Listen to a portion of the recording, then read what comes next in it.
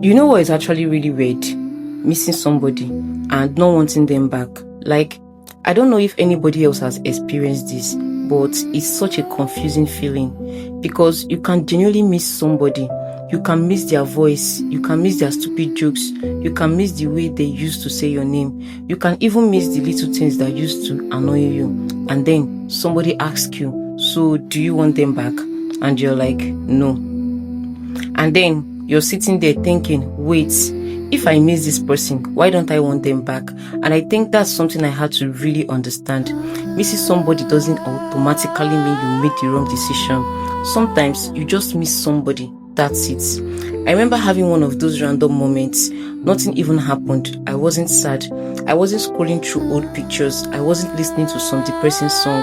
I was literally just doing my own thing. And suddenly something reminded me of them. And I just stopped. I was like, wow, I actually miss this person. And for a second, I almost laughed at myself because my first thought was, girl, don't start.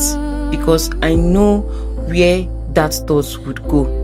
One memory became another memory and you start remembering the good parts. Then you forgot why things ended. Then you start romanticizing everything. Then suddenly you're holding your phone thinking, maybe I should have just checked how they're doing. No, put the phone down. Because sometimes your brain will conveniently remember the 3 beautiful moments and completely forget the 30 moments that had you crying. And I think that's one of the dangerous things about missing somebody. Memory is selective. When you miss somebody, you don't always remember the whole relationship. You remember pieces, the good morning text, the random phone calls, the inside jokes, and that's one day you laughed until your stomach hurts. The way they looked at you, the way they made you feel wanted, and suddenly your mind is like, see, maybe it wasn't that bad, but it was. That's why you left, or that's why it ended, or that's why something had to change. And you have to remember the whole story, not just your favorite chapter. And I think sometimes what we actually miss isn't the person. We miss having somebody. That's a hard one to admit. Because sometimes you're not missing them, you're missing having somebody to test, you're missing having someone who knows what happened at work, you're missing having someone to call when something funny happens, you're missing knowing that there's somebody there, and loneliness can make the past look much prettier than it actually was. Have you noticed that when you're lonely, suddenly everybody you ever loved start looking like the love of your life? You're like, maybe I was too hard on him. Maybe she wasn't that bad. Maybe I should have tried again. No. Maybe you're just lonely, and there's nothing shameful about saying that. Sometimes you don't need a relationship. You need a hug. You need your friend. You need to get out of the house. You need to sleep. You need to stop being on your phone at 1 a.m. thinking about somebody who is probably sleeping peacefully. I've learned that the hard way. And another thing, I don't think every person we love is supposed to stay in our life forever. That's actually really painful because when you love somebody, you naturally imagine a future.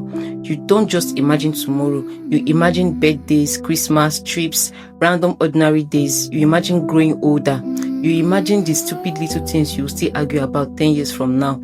And when it ends, you're not just losing the person. You're losing the future you imagined with them. And I think that's why some endings take so long to get over.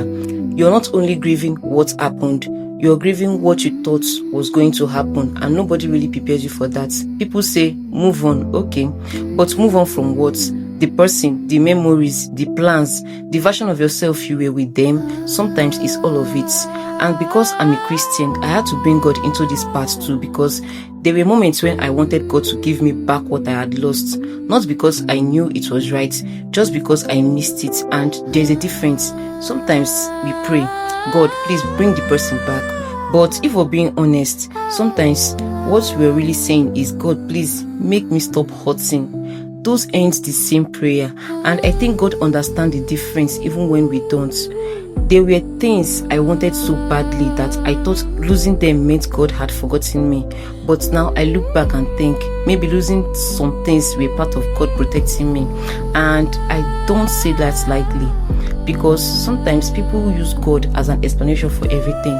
God removed them, God did this, God did that. I don't always know why something happened. I don't pretend I do. Sometimes I just know that something ended and I have to trust God with what comes after. And honestly, one of the biggest things I've learned is that you don't have to hate somebody to move on. I feel like social media makes us think every breakup needs a villain. Someone has to be toxic. Someone has to be the worst person alive. And sometimes people just didn't work. Sometimes you both tried. Sometimes you both made mistakes. Sometimes there was love there and it still wasn't enough to make the relationship healthy. That's life. But I think it's actually okay to say I love this person. I had beautiful memories with them. I wish some things had turned out differently and I still know I shouldn't go back. Those 4 things can exist together. You don't have to rewrite your entire history just because it ended. And I'll tell you something else. Sometimes I think we miss people because they know a version of us that nobody else knows. They know how you were when you were younger. They know what you were afraid of. They knew the silly side of you. They knew your insecurities. They saw you when you weren't trying to look good.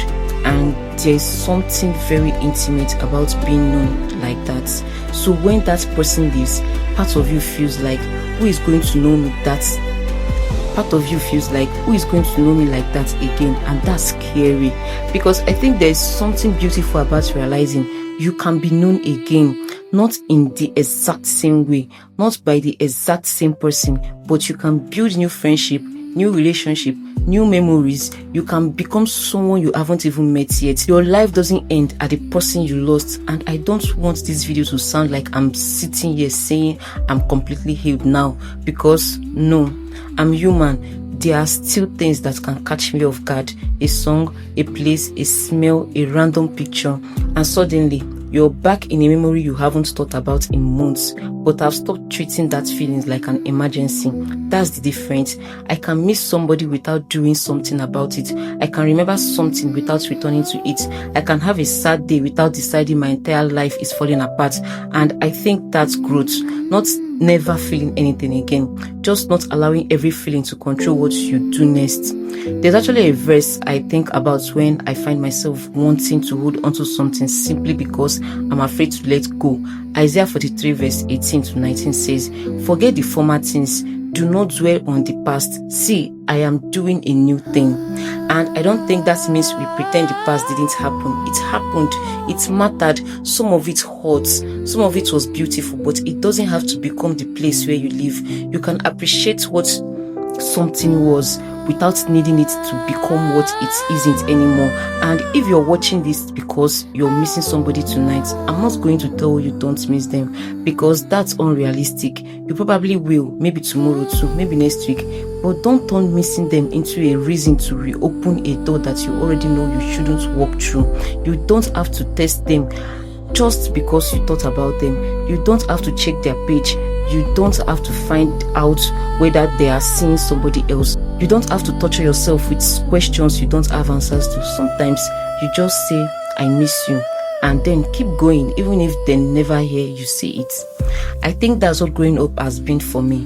Learning that not every feeling needs an action. Sometimes feelings just need somewhere to go. So I let myself feel them. I pray, I talk to God, I talk to people I trust, I cry when I need to, and then eventually I get up, I make breakfast, I answer my messages, I laugh again, I continue my life. And little by little the memory becomes lighter. Not because it didn't matter, but because it doesn't control me anymore. And maybe that's what you're waiting for too. Not to forget them, not to stop caring overnight, just to reach that place where you can remember and breathe, where you can say, that was a beautiful part of my life, or that was a painful part of my life. And either way, it was a part, it wasn't the whole story, because your story is still happening. There are people you haven't met, places you haven't seen, things you haven't experienced, conversations you haven't had, and honestly, there may be versions of you waiting on the other side of the season that you haven't even imagined yet. So yeah, I can miss them, I can be grateful for what we had, I can acknowledge that some memories were beautiful, and still say I don't want to go back. And I think that's okay actually. I think that's progress. Anyway, that is just something I've been thinking about. If you're going through something like this too, tell me in the comments. And if this is your first time here, welcome to It's Tea. This is just a space where we talk about life, relationship, faith, emotions, and the things we don't always know how to say it out loud. Subscribe and turn on the notification bell. I'll see you in our next conversations.